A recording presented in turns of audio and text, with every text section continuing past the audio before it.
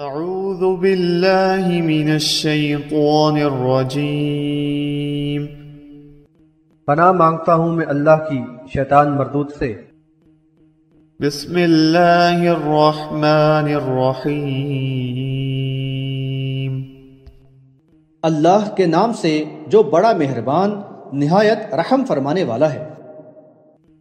ان اللہ فالق الحب والنوى يخرج الحي من الميت ومخرج الميت من الحي ذلكم الله فأنا تؤفكون۔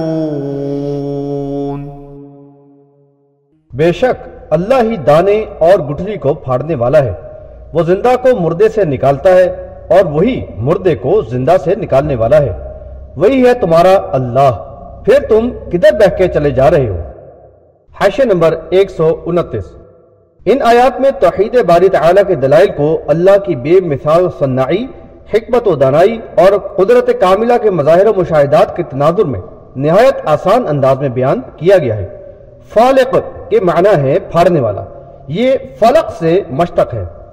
نوا جمع ہے نواح کی، جس کے معنی گٹھلی کی ہیں۔ مٹی میں دبے ہوئے دانے یا گٹھلی کا زمینی غذا پا کر پھٹنا، اس میں سے نرم و نازک کومپل کا زمین پھاڑ کر برآمد ہو جانا اور جڑ کا زمین میں جگہ بنا لینا، پھر اس سے سرسبز بیلوں یا پودوں کا نکلنا اور اس کے پھول، پتیوں یا شاخوں میں سے انواع و اقسام کی غذائی اشیاء، سبزی، ترکاری، پھل و میوہ جات اور غلوں کا پیدا ہونا بلا شبہ اللہ کی وسیع و عظیم قدرت کا ہی کرشمہ ہے۔ حاشیہ نمبر 130۔ مردے سے زندہ برآمد کرنا اور زندہ سے مردے کو نکالنا، بالفاظ دیگر بے جان عناصر سے جاندار پیدا کرنا اور جاندار سے بے جان نکالنا، یعنی جیسے نطفے اور انڈے سے انسانی و حیوانی تخلیق۔ یہ بے حد پیچیدہ اور انتہائی حیرت انگیز تخلیقی نظام ہے، اور بحر و بر کی بے شمار مخلوق کی نسل اس نظام کے تحت چل رہی ہے۔ یہ اللہ تعالیٰ کی قدرت کاملہ کی دوسری دلیل دی گئی ہے۔ یہ مضمون اس سے قبل آل عمران آیت نمبر 27 میں آ چکا ہے، اور اس کے حاشیہ نمبر 36 میں اس پر تفصیلی بحث کی گئی ہے۔ یہ بات باعث حیرت ہے کہ یہ ناقدرہ انسان اللہ تعالیٰ کی، جو لامحدود قدرت و اختیارات کا مالک ہے، اس کی عطا کردہ بیش بہا نعمتوں کو استعمال کرتے ہوئے بھی یہ ادھر ادھر بھٹکتا پھرتا ہے۔ مشکل و مصیبت میں حاجت روائی کے لیے خود ساختہ آستانوں کے پھیرے لگاتا ہے اور ان مردوں سے خیر و برکت کی امیدیں رکھتا ہے۔ فالق الإصباح وجعل الليل سكنا والشمس والقمر حسبانا ذلك تقدير العزيز العليم۔ وہ صبح کا نکالنے والا ہے، اس نے رات کو سکون کا ذریعہ بنایا اور سورج اور چاند کو ایک یعنی مقررہ حساب سے رکھا ہے۔ یہ اس زبردست علم والے کا ٹھہرایا ہوا نظام ہے۔ حاشیہ نمبر 131۔ اصباحن کے معنی ہے صبح ہونا یا صبح کی روشنی کا نمودار ہونا، تاریکی شب کے پردے کا چاک ہو کر روشن صبح کا نمودار ہونا، پھر روشن دن پر تاریکی کا غلاف چڑھ جانا تاکہ انسانوں کو دن بھر کی مشقت کے بعد سکون و راحت ملے۔ نیز زمین یا شمس و قمر کی مقررہ گردشیں جو دنوں، مہینوں اور سال کے حساب کا ذریعہ ہے، یہ سب ایک وسیع و دقیق نظام کا حصہ ہے۔ دن و رات کی تبدیلی اور دن و رات کے دورانیوں میں کمی و بیشی دراصل نظام شمسی میں زمین کی محوری گردش اور سورج کے گرد مداری گردش کے نظام کے تحت عمل میں آتی ہے۔ پھر علم الافلاک کے مطابق یہ نظام شمسی اپنی کہکشاں میں مقررہ قانون کے تحت گردش میں ہے، اور اس کہکشاں میں کروڑوں ایسے سورج یعنی جو بے قرار فاصلوں کے سبب ستارے نظر آتے ہیں، کہکشاں کے مرکز کے گرد گردش میں ہیں، اور اس کائنات میں اس جیسی بے شمار کہکشاؤں یعنی گیلیکسیز کا اندازہ کیا گیا ہے، جو سب ایک متعینہ قانون کے تحت رواں دواں ہیں، اور اس نظام میں ہزارہا سال میں بال برابر بھی کسی قسم کی خلل یا نقص کا ثبوت نہیں ملتا۔ سورہ ملک آیت نمبر 3 اور 4 میں اس کو ثابت کیا گیا ہے۔ کیا اللہ کے سوا کوئی اور ہستی ہے جو ایسا نظام بنا سکے اور چلا سکے؟ بلا شبہ یہ اس خلاق اعظم کی وسیع و عظیم قدرت اور بے پایہ علم و حکمت کا بیان ثبوت اور اس کی وحدانیت کی صریح دلیل ہے، لیکن یہ صرف اس خوش نصیب کے لیے ہے جو اللہ کی دی ہوئی عقل سلیم کو آفاق و انفس کے مطالعے و مشاہدے کے لیے استعمال کر کے اپنے حقیقی خالق و رازق اور مالک یوم الدین کو پہچان کر راہ راست پا لینے کا طالب ہو۔ رہا وہ غیر سنجیدہ اندھا مقلد جو پیشاور اکابرین کے دامے فریب میں گرفتار رہنے میں ہی مطمئن ہو اور اللہ کی دی ہوئی عقل و بصیرت توحید باری تعالیٰ کو سمجھنے کے لیے استعمال کرنا ہی نہ چاہے، وہ تو فرقہ پرستی کے جال میں پھنس کر کفر و شرک کی گمراہیوں میں ہی بھٹکتا رہے گا۔ وَهُوَ الَّذِي جَعَلَ لَكُمُ النُّجُومَ لِتَهْتَدُوا بِهَا فِي ظُلُمَاتِ الْبَرِّ وَالْبَحْرِ قَدْ فَصَّلْنَا الْآيَاتِ لِقَوْمٍ يَعْلَمُونَ۔ اور وہی ہے جس نے تمہارے لیے ستارے پیدا کیے تاکہ تم خشکی و تری کے اندھیروں میں ان سے راستہ معلوم کرو، ہم نے دلائل کھول کر بیان کر دی ہیں جاننے والوں کے لیے۔ حاشیہ نمبر 132۔ اللہ تعالیٰ نے آسمان دنیا کو ستاروں سے مزین کر دیا ہے جن کی روشنی سے بحر و بر کی تاریکی میں راستہ معلوم ہو سکے۔ یہ بات یاد رہے کہ روشنی کے مصنوعی ذرائع کی دریافت سے پہلے رات کے وقت بحری اور بری سفر میں ستاروں کی روشنی ہی سے راستہ معلوم کیا جاتا تھا، جیسا کہ سورہ نحل آیت نمبر 16 میں فرمایا کہ ستاروں سے بھی راہ پاتے ہیں۔ اس کے علاوہ بعض ستاروں کی مدد سے سمت کے تعین میں بھی مدد لی جاتی رہی ہے، بالخصوص قطبی ستارے سے جو تقریباً شمال میں ہوتا ہے، اور اس طرح راستے کی نشاندہی آسان ہو جاتی ہے۔ اس دور میں عرب کے تپتے ہوئے ریگزاروں میں دن میں سفر کرنا تو امر محال تھا، لہذا اکثر و بیشتر رات میں ہی سفر کیا جاتا تھا، اور ستاروں کی روشنی رات کے مسافروں کے لیے بڑی نعمت تھی۔ ستاروں کو آسمانوں کی زینت کے علاوہ شیاطین پر شعلہ باری کے لیے بھی استعمال کیا جاتا ہے، بحوالہ سورۃ الصافات آیات نمبر 6 اور 7 اور سورۃ الجن آیت نمبر 8۔ ستاروں کے بارے میں ان 3 مذکورہ باتوں یا کاموں کے علاوہ عقیدہ رکھنا بے بنیاد اور سراصل باطل ہے۔ نام نہاد علم نجوم کے ماہرین ستاروں کی حرکات یا بروج میں ان کے مقام وغیرہ کے حوالے سے جو قسمتوں کا حال بتاتے ہیں اور نجوم و کواکب کی قسمتوں پر اثر انداز ہونے کا دعویٰ کرتے ہیں، وہ محض توہم پرستی و گمراہی اور اللہ پر افطرا پردازی ہے۔ ایسا عقیدہ رکھنا شرک ہے۔ بہرحال ان کھلی نشانیوں اور واضح دلائل سے وہی لوگ حقیقت کو پا سکتے اور توحید باری تعالیٰ کا ادراک کر سکتے ہیں جو علمی تحقیق کے صحیح جذبے کے ساتھ کائنات میں پھیلے ہوئے ان مظاہر قدرت کا مشاہدہ کریں۔ ملاحظہ ہو سورہ آل عمران آیات نمبر 190 اور 191۔ وَهُوَ الَّذِي أَنشَأَكُم مِّن نَّفْسٍ وَاحِدَةٍ فَمُسْتَقَرٌّ وَمُسْتَوْدَعٌ قَدْ فَصَّلْنَا الْآيَاتِ لِقَوْمٍ يَفْقَهُونَ۔ اور وہی ہے جس نے تمہیں ایک جان سے پیدا کیا، پھر یعنی ہر ایک کے لیے ایک جائے قرار اور ایک سونپے جانے کی جگہ ہے۔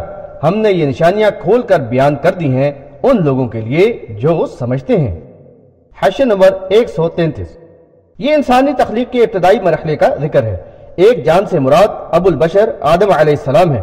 پہلے انسان کے پیکر خاکی کو بنا کر درست کیا اور اس میں روح پھونکی، پھر اس کا جوڑا بنایا اور اس طرح زمین پر نسل انسانی کو چلایا۔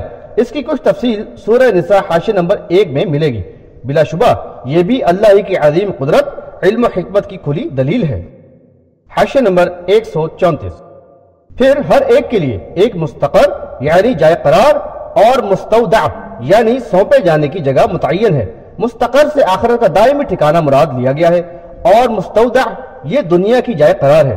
اس سلسلے میں دیگر اقوال بھی ہیں۔ مستودع سے رحم مادر اور مستقر سے یہ دنیا بحیثیت جائے قرار مراد لی گئی ہے۔ واللہ اعلم بالصواب۔ وَهُوَ الَّذِي أَنزَلَ مِنَ السَّمَاءِ مَاءً فَأَخْرَجْنَا بِهِ نَبَاتَ كُلِّ شَيْءٍ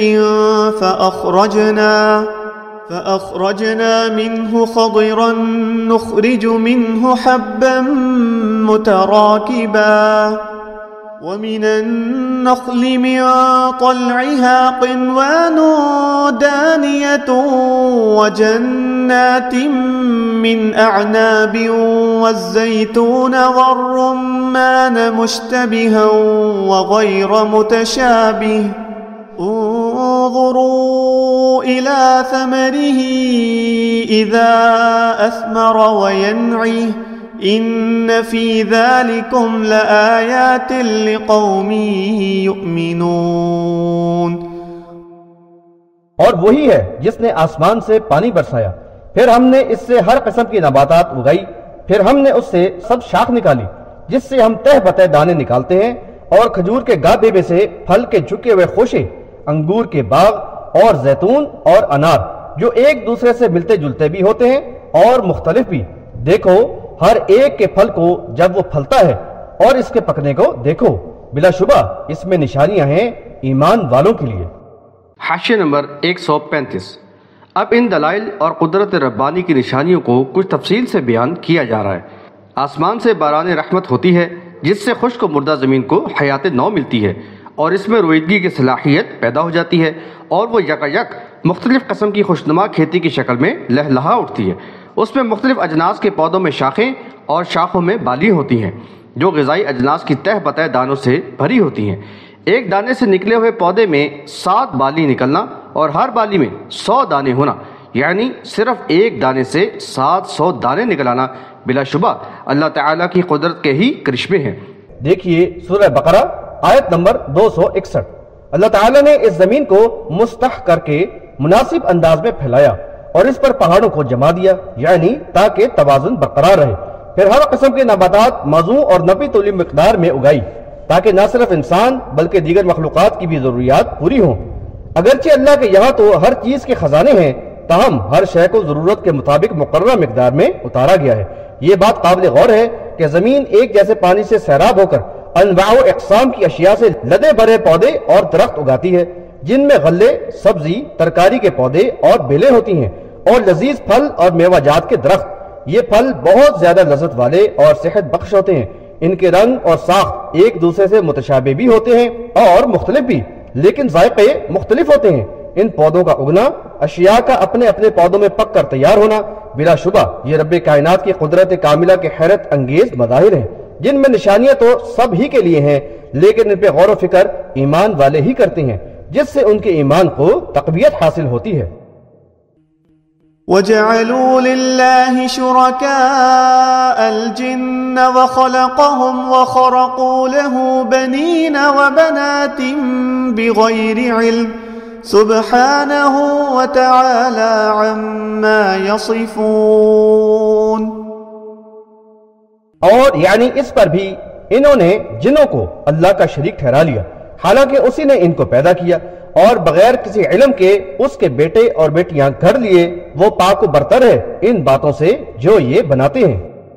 حاشیہ نمبر 136۔ اس خالق و مالک اور منعم حقیقی کی بے شمار نعمتوں اور احسانات کا شکر ادا کرنے کے بجائے یہ ناشکرا انسان کفران نعمت کرنے والا بن گیا۔ بغیر کسی ثبوت و دلیل کے اس نے جنوں کو اللہ کا شریک ٹھہرا لیا، حالانکہ وہ اللہ کی مخلوق ہے، اس کے مجبور و بے بس بندے اور غلام ہیں۔ وہ بھلا خالق و مالک کائنات کے ہم پلہ کیسے ہو سکتے ہیں؟ کیا انسان کا اپنا وجود، اس کے گرد پھیلی ہوئی بے حساب و بے شمار نشانیاں، یہ آثار کائنات جن کا اوپر ذکر کیا گیا ہے، اللہ رب العزت کی وحدانیت اور اس کے بے پایہ قدرت و حکمت ثابت کرنے اور اس پر ایمان لے آنے کے لیے کافی نہیں ہے؟ لیکن تقلید اعماء کا شائق یہ نفس پرست انسان آفاق و انفس کے ان دلائل پر غور کرنے کے لیے تیار ہی نہیں۔ وہ تو یوم حساب سے غافل و بے پرواہ ہے اور دنیا کی آسائش و دل فریبی پر راضی و مطمئن ہے۔ بحوالہ سورہ یونس آیت نمبر 7۔ اس نے ان نشانیوں سے صرف نظر کر کے بغیر علمی و عقلی دلیل یا مشاہداتی بنیاد کے اللہ تعالیٰ کے بیٹے اور بیٹیاں گھڑ کے اللہ کی ذات میں شریک ٹھہرا لیے۔ یہود و نصارہ نے انبیاء علیہ السلام کو بیٹے بنایا، کفار مکہ نے ملائکہ کو بیٹیاں قرار دیا، جبکہ اس کلمہ گو امت نے نبی صلی اللہ علیہ وسلم کو نور من نور اللہ ٹھہرا کر ذات کے شرک کو ایمان کا حصہ قرار دے دیا۔ حدیث قدسی میں تو ذات کے شرک کو گالی سے تعبیر کیا گیا ہے۔ بحوالہ بخاری کتاب التفسیر باب قولہ اللہ الصمد۔ اللہ تبارک و تعالی پاک اور اعلیٰ و ارفع ہے ان کے گھڑے ہوئے مشرکانہ عقائد سے۔